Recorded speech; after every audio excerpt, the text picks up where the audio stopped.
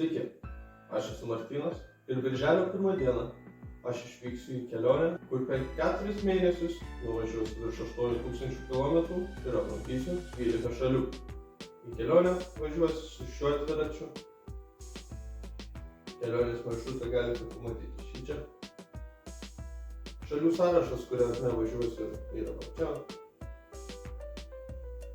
Prieš kelias savaitės galutinai apsisprendžiau, išėjau iš darbo, pradėjau praktikuotis ir birželio 1 dieną, manau, būsiu pasiruošęs šiai ilgai, įdomiai ir įnirtingai dvikovai su savimi. Šio video aš užsibrėžiu savo naują tikslą ir kelionės metu susirasti naują hobį, tai yra video blogai, jų įrašinėjimas, montavimas.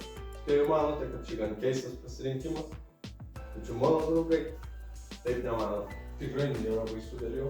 Manau, šis video nustebins ne vieną, ypač tėvus, kurie pirmą kartą sužinojo apie šią idėją tik dabar. Sveiki tėvai!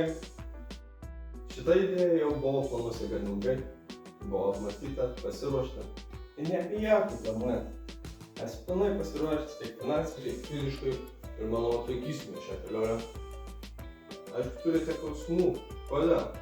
Mane visados traukia kelionės, kuriuose gali atitrūkti nuo kasdieninės rutinos, šeimos ir artimųjų ir tiesiog trumpam laikui pabėgti, pasidžiaugti gamta, padirbti su savimi ir pamatyti, koks pasaulis iš tiesų yra gražus. Manau, ši kelionė tikrai neprailgs ir suteiks daug gerų įspūdžių, daug atsiminimų ir tuo pačiu mane užugdys ir geresnį žmogų.